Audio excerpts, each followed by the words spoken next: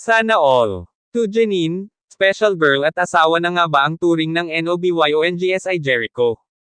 Mukhang hindi na mapipigilan ang kilig sa pagitan ni Janine Gutierrez at Jericho Rosales.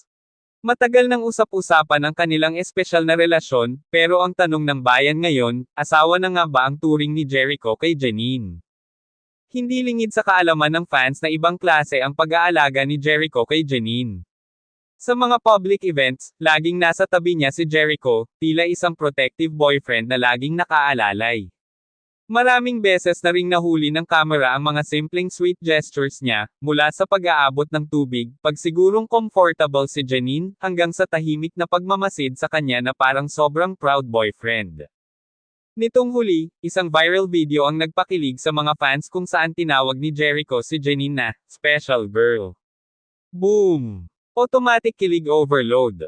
Bukod sa kanilang public appearances, marami na ring netizens ang nakakita sa kanila off-cam, at tila mas casual pero mas intimate ang kilos nila sa isa't isa.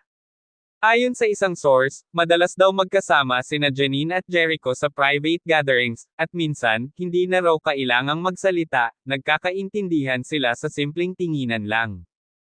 Isa pang pasabog.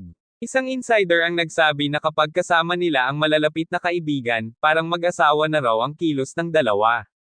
Dahil sa sobrang closeness ng dalawa, marami ang nagtatanong, magtatapat na ba sila? O itutuloy nilang tahimik pero masayang relasyon? Sa isang interview, nang tanungin si Jericho kung ano na ba talaga ang estado nila ni Janine, isang makahulugang ngiti lang ang sagot niya. Samantalang si Janine naman, tila hindi na rin maitago ang kilig nang sabihin niyang, basta masaya ako ngayon. HMMM. Kung hindi pa ito love, ewan na lang natin. Asawa mode na nga ba si Jericho pagdating kay Janine? O dapat pa ba nating hintayin ang official confirmation? Comment na sa baba at pag-usapan natin. #SanaAll #Echo9